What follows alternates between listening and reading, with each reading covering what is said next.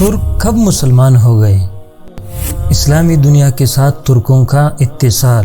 ترک سردار شہر براز نے کس صحابی سے ملاقات کی؟ السلام علیکم ورحمۃ اللہ وبرکاتہ۔ میں حماس خان، آپ دیکھ رہے ہیں نالج از لائف۔ ترک قوم کا اصل وطن سے ہجرت کے متعلق مورخین دو توجیحات کرتے ہیں۔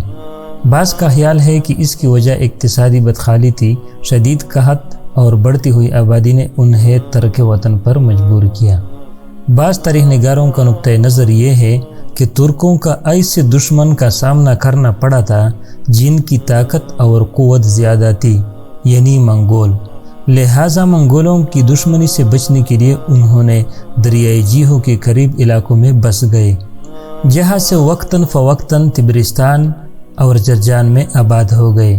اس طرح ترک ان اسلامی علاقوں سے قریب ہو گئے جن کو مسلمانوں نے 21 ہجری 641 عیسوی میں معرکہ نہاوند اور فارس میں دولت ساسانیہ کے سقوط کے بعد فتح کیا تھا۔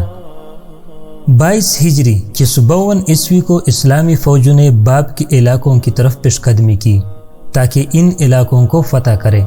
یہ وہ علاقے تھے جن میں ترک سکونت پذیر تھے۔ اسلامی سپاہ کے سپہ سالار عبد الرحمن بن ربیعہ رضی اللہ عنہ نے ترکوں کے سردار شہر براز سے ملاقات کی۔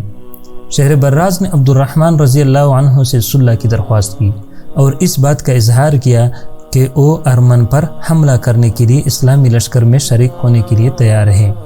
عبد الرحمن نے انہیں اپنے قائد سراقہ بن عمرو رضی اللہ عنہ کے پاس بھیج دیا۔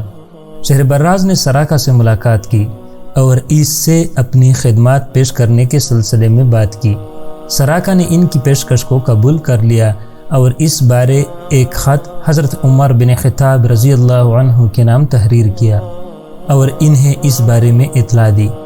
حضرت عمر فاروق رضی اللہ عنہ نے بھی سراقہ کی رائے سے اتفاق کیا اور اس کے بعد مسلمانوں اور ترکوں میں باقاعدہ معاہدہ طے پایا گیا۔ یوں مسلمانوں اور ترکوں میں کسی قسم کی جنگ نہ ہوئی، بلکہ یہ دونوں لشکر ارمن پر حملہ آور ہوئے اور وہاں اسلام کی اشاعت ہوئی۔ اس کے بعد اسلامی لشکر فارس کے شمال مشرقی علاقوں کی طرف بڑھے تاکہ مسلمان لشکروں کے ہاتھوں دولت ساسانی کے سقوط کے بعد ان علاقوں میں الہی دعوت کی ترویج ہو سکے۔ یہ وہ علاقے تھے جو شمال کی طرف اسلامی سپاہ کے راستے میں سب سے بڑی رکاوٹ تھی۔ جب صلح کے معاہدے کی بدولت یہ مشکلات ختم ہو گئی تو ان علاقوں اور ملکوں تک پہنچنے کی راہ ہموار ہو گئی اور ترکوں اور مسلمانوں کے درمیان ربط و ضبط پیدا ہو گیا۔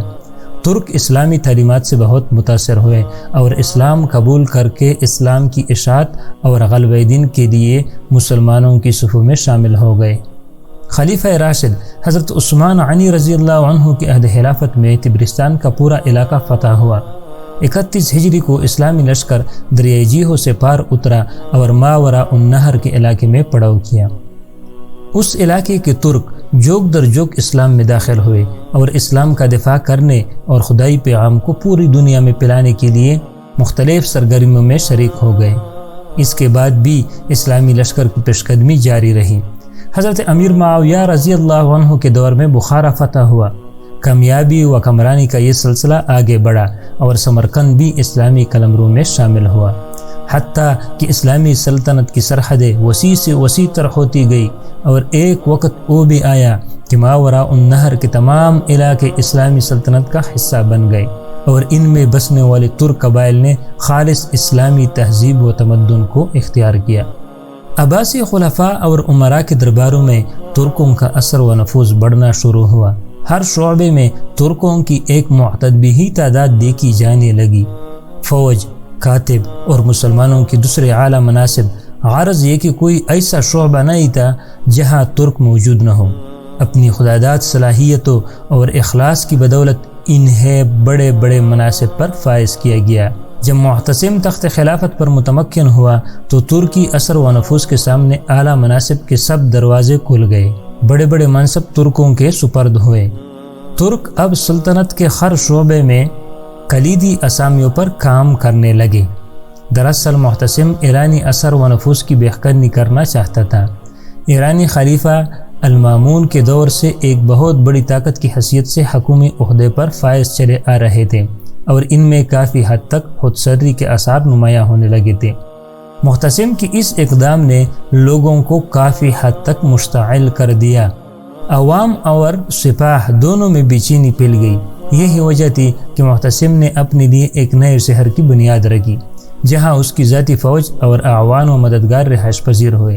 یہ نیا شہر سامرا کے نام سے موسوم کیا جاتا تھا اور بغداد سے 125 کلومیٹر دور تھا۔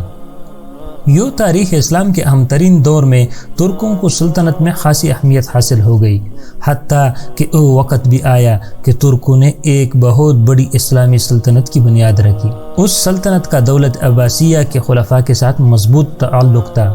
یہ سلطنت تاریخ میں سلجوقی سلطنت کے نام سے پہچانی جاتی ہے۔